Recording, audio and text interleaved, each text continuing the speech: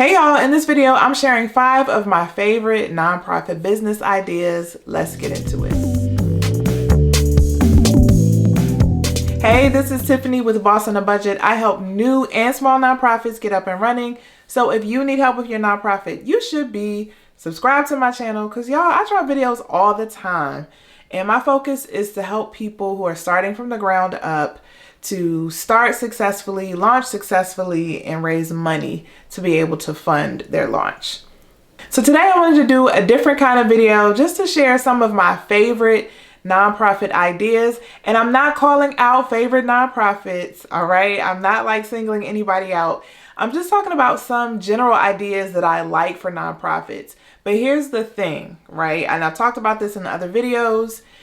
You should be deciding what kind of nonprofit you should have based on the need in the community that you want to serve. So I'm not putting out these ideas just for you to randomly start because you think it's a good idea or because I said it. You need to make sure that whatever you decide to do is rooted in information and in data and in talking to people. But I still wanted to do this video because there are ideas that I hear about that I think are really cool. And I think that moving forward, like how the world has changed since COVID-19, like we're moving into a different era now, and we have to think differently about how we serve people. So considering all of that, that's how I came up with this list. Now, don't get mad at me if your type of nonprofit isn't mentioned. We need all kinds of different nonprofits, all right? Also, I want you to wait to the end of the video because I'm going to share my favorite of this entire list. So if you're interested in what my absolute favorite is, you need to make sure you watch till the very end. While we're talking about starting nonprofits and nonprofit ideas, if you need help starting a nonprofit, make sure you download my free startup checklist. It's a free checklist you can download to go through the steps of starting your own nonprofit. Okay, so number 1, and this isn't in any particular order, but I like the idea of having community gardens or nonprofits that are focused on giving access to food. Why am I saying this? Because right now in 2023, we're dealing with rising inflation. Right now we're dealing with the high cost of eggs. And who knows when you're watching this video in the future, what will be super high, what kind of food will be unaffordable. So I like the idea of nonprofits making sure that food, healthy, quality food is accessible to all people. Because it's just my opinion that having access to healthy food and just food in general is a right. It's not a privilege. I don't think it makes sense for us to say you should only be able to eat if you have money or if you have means. That's a kind of backwards way of looking at life. And I know people have different philosophies, but this is my perspective in this video. I think everyone should have access to quality food. So I love the idea of community gardens, not just because they provide access, but also because there's a teaching aspect, right? It's people getting back to their roots. It's people becoming one with the earth. Usually people have to come in and grow their own food or participate or volunteer to make sure that they're tending to the crops. I really like that idea of community, like people coming together to build something that benefits not just themselves, but everyone else around them. But it doesn't even have to be like a community garden, even though I really like the idea of community gardening because I'm just now getting into gardening and planting. Anything that makes food more accessible or that has like a interesting spin on how to get food that we typically waste into the hands of people that really need it. So that's the first idea that I really like. And I know it's not a new idea, but I love seeing community gardens pop up in spaces that you normally wouldn't see them, like in urban areas, right? Or in many plots of land, like 1 acre of land, when usually farms have acres and acres and hundreds of acres of land. There are farmettes that have 1 to 2 acres of land and growing that way, or using new technology to kind of grow up so you don't have to use a lot of the land or destroy the land to keep growing food. All of that I'm just really intrigued by, and I love that idea. Number 2 is providing very concrete basic needs or services for people. I'm gonna have to break this one down so that you understand. So 2 examples that I'm thinking of is mobile showers and mobile laundry services, right? So things that people should have access to, but because maybe they can't afford it, or just because the way communities are set up, people just can't get access to basic things. So instead of having to provide like housing for people who are unhoused, sometimes their basic need is really in the moment to have a fresh shower, to have a fresh cut, to get their clothes laundered, and to be able to make that really accessible without a lot of overhead. So I'm not saying that like comprehensive services aren't needed at all. Like we absolutely need temporary housing. We absolutely need sheltered housing for people who don't have a place to stay. But I love the idea of bringing very concrete, very specific needs to people where they are. You know, a lot of people who come to me asking about nonprofits are always asking about buildings, are always asking about like transportation to just transport people to a place. But the idea of doing something mobile means that you can go to those people, you can be more nimble, and in some ways you can be more effective because you can reach people. So instead of having to have people come to you, you can actually go to them where they are. So I like the idea of like mobile services, like providing very simple, basic needs. Another example that I've seen is like mobile haircuts, mobile grooming, stuff like that.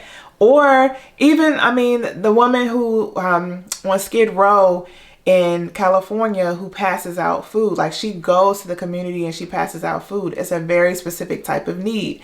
And the reason why I wanted to bring this up is because sometimes you don't have to, especially if you're super new, you don't have to go all out and do the Cadillac of services, because sometimes that's more costly and sometimes you need a lot more infrastructure to really make that happen, really to be effective, right? But if you can do something very small and concrete and be really good at it and be really effective, that can be just as powerful. And who's to say that you stop there? You may be providing those kind of services and then decide to grow and branch out. But I just love the idea of being responsive, right? Like people have a need and being able to go quickly to those people and to fill that need without a lot of overhead.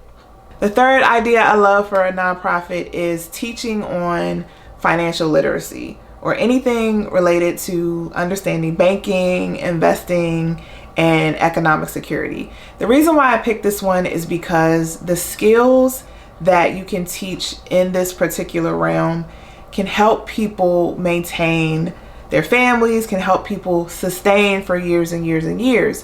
Whereas if you're a nonprofit and you're providing like a temporary service or you're providing a one-time thing, absolutely, if people need food in the moment, that's important.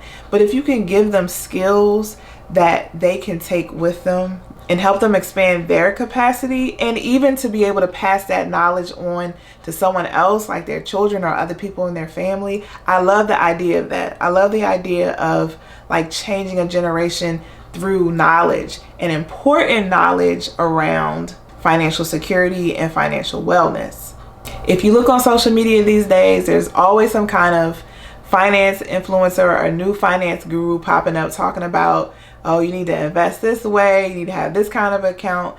And some of that information is helpful, but it needs to be done responsibly. So I love the idea of a nonprofit leveraging that information or that new interest in that information for people to use it to really improve themselves, to be able to buy property and to be able to, you know, have wealth in their communities. There are a lot of communities, especially the Black community, where our wealth is declining. And they're projecting that it's going to be even worse for years to come. So I wanted to call this one out in particular because I feel like if you teach these skills to people, if you teach people to leverage the economy and leverage investing and leverage savings and just financial information, it could actually reverberate in a whole community. So number 4 is around like arts and culture, and it's specifically around preserving history or preserving culture. And I'm going to call out African American history and culture, but it could be any culture. But I'm going to call it out because obviously I'm African American and it's something of interest to me. But I think a lot of people sleep on arts and culture because they don't think that people fund it, or they don't think that people are interested in it, or they think of nonprofits as doing like basic needs of helping homeless or helping kids, right? Doing mentoring, stuff like that. And they don't necessarily connect the dots that there are a lot of arts organizations that are nonprofits. Think of your museums, think of your performing arts organizations. A lot of them are nonprofits. So I like this particular type of nonprofit because there's a growing interest in preserving and keeping the culture, particularly of African Americans, because right now in 2023 there are some movements to either invalidate our history and our culture or to just erase it altogether. And I'm seeing people do things like clean and preserve headstones and go back and trace history through stories and through lineage. There are pockets or different communities, historic communities across the country, that if we don't talk about them, they'll be lost in history forever. I'm just going to shout out one of my followers, Cheryl Snipes. She always supports me, and she has she's building a nonprofit called Freemantown Historical Foundation. Cheryl, let me know in the comments if I got that right. But she's trying to preserve the history of a particular community that's associated with her family, but she also just wants to lift up the importance of preserving African American culture and to lift up the stories of communities that have been lost. You know, a lot of people haven't even heard of what happened in Tulsa, Oklahoma, but there's more than just Black Wall Street, which was in Tulsa. There are other communities that have sprouted around the country, and we need to make sure we maintain that history, right? Make sure we remember our history and our legacy. So I love the idea of doing this, of the Black community in particular, like taking control, taking charge, and setting our own paths and making sure that we preserve our own history. And if you think people do not give to arts and culture, please think again. Just look at the African American History Museum in Washington, D.C. They raised a record amount of money to fund that organization, to fund that museum. And there are a lot of grant funders that fund arts and culture. Because I typically, every week, I look for grants for my grants emails that I send out. And almost all the foundations, especially corporate foundations, a lot of them mention arts and culture, performing arts, right? So just don't sleep on the arts and cultural organizations. And even if you want to incorporate some cultural things into your curriculum or the things that you do, I love the idea of that. All right, so the last one is around tech. And I am not a techie, so I'm probably going to be using some of these words wrong. But I love a nonprofit that makes technology accessible, right? So we're in an age right now where, because of the pandemic, we had to get more comfortable with technology. And I feel like that shift has just kind of changed how we interact with each other, changed how we expect to interact, and allowed us to be more comfortable with technology than we were before, just as a collective, like just as a people. And there's technology that's popping up right now that's replacing a lot of what humans would normally do. So when you think about like OpenAI, like there's been a lot of chatter lately about ChatGPT and how you can just give it commands and it could write things and come up with ideas just like that in seconds. So it just completely like erases hours and hours of research and processing information, and it can do it for you in seconds.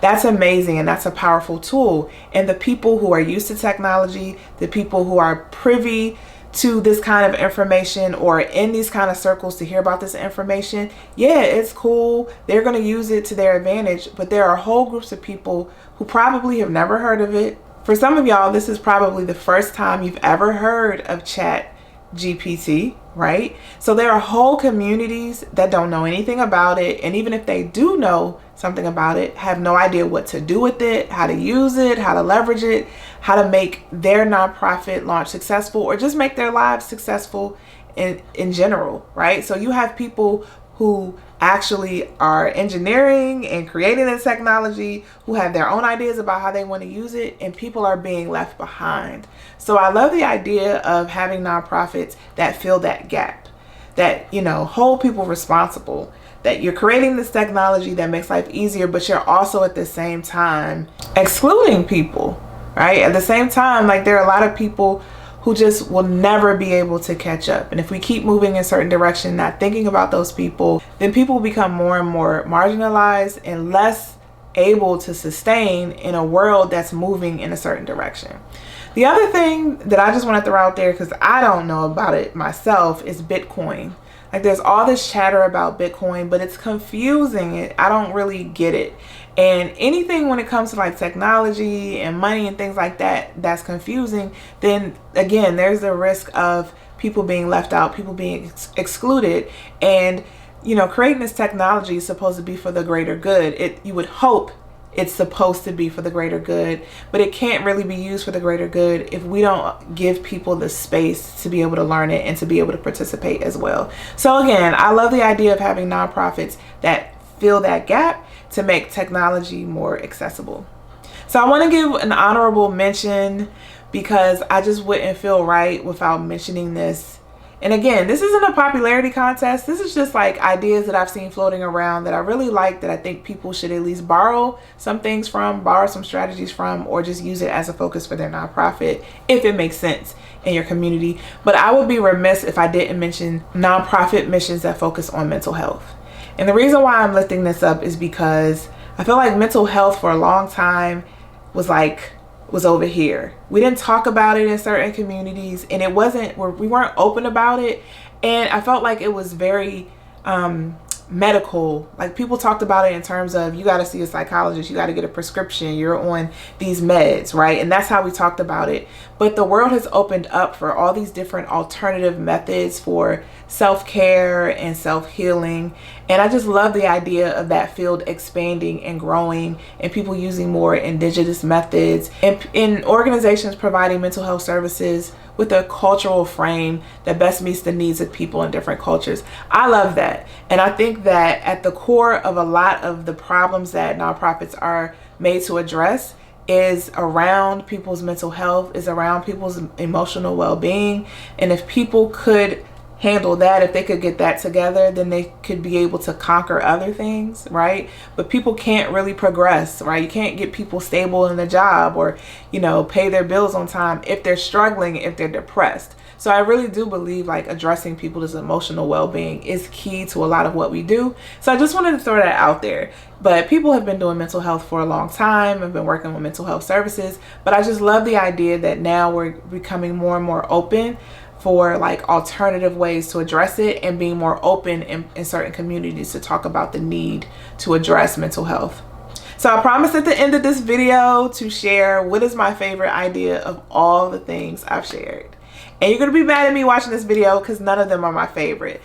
If I were going to create a nonprofit today, then what I would do is actually create a fund to support financially all those ideas and any other ideas where communities really need resources to launch whatever they're trying to do in their communities. So I actually, if I had the resources and if I was in a position to start a new organization, I would create a funding organization to funnel money specifically to new and small nonprofits. I wouldn't leave out established nonprofits, but I would specifically look for people with new and fresh ideas, people who are serving smaller pockets of people, more marginalized people, the communities or the people that everybody don't really want to serve, the people that are hard to serve or hard to reach. There are communities and people out there who are really skilled at serving those people that aren't getting the funding and the visibility that they need. So if I had the power to change things, or if I could start an organization, if I was in a position to do that, I would create a funding stream just for that. And that's why I created Boss on a Budget, because I really do believe in small organizations. I believe in new organizations, and I believe people should be paying more attention and supporting them more. All right. So thank you so much for supporting me. If you do need help launching your nonprofit, I also have a nonprofit startup workbook.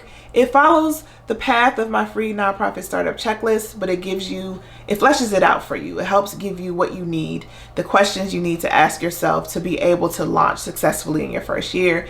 And if you need help with launching or raising money, make sure you visit my website at www.bossonabudget.com for more help. Thank you so much for watching, and I will see you in the next video.